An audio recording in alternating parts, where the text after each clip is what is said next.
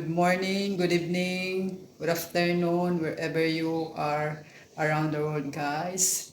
Or saan ng panig ng mundo kayo, mga kababayan ko. My name is NG, living here and working in Singapore. And today, my food vlog, wanna share to you again is Chinese food. Then, yeah. So this food is all about pork knuckles or pig legs. We braise and we mix with dried chili. So we want to also try to eat, to taste, or how is the taste with chilies. And yeah, so we get started to do so, and or umpisa na natin magluto na para malaman natin ang lasa ng Chinese food na ito. Okay guys?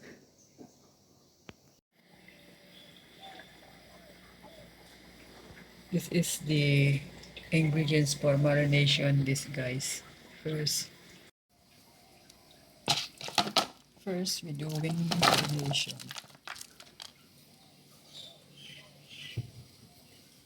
So we just add this one. Sugar. Light soya sauce. Then dark soya sauce.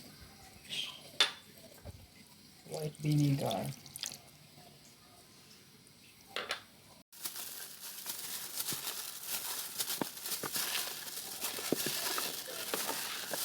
You need to marinate for 1 hour or overnight.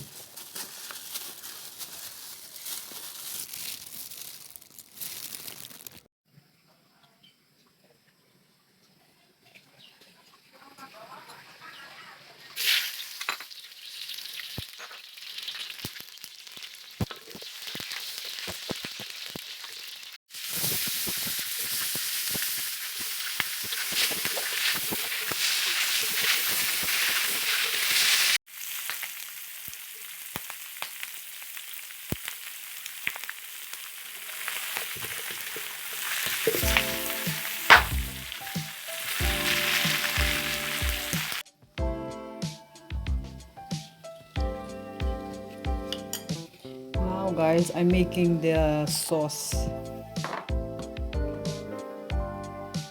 So I mix them, or I put in one bowl.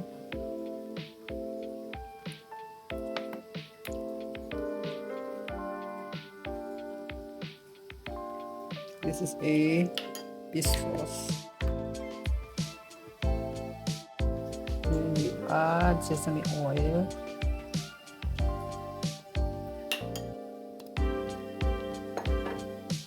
Then plum sauce. Then pepper, guys.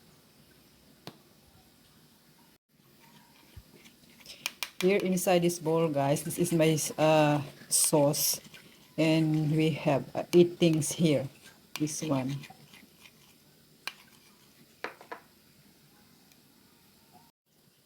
So now guys, we can pour in now the sauce.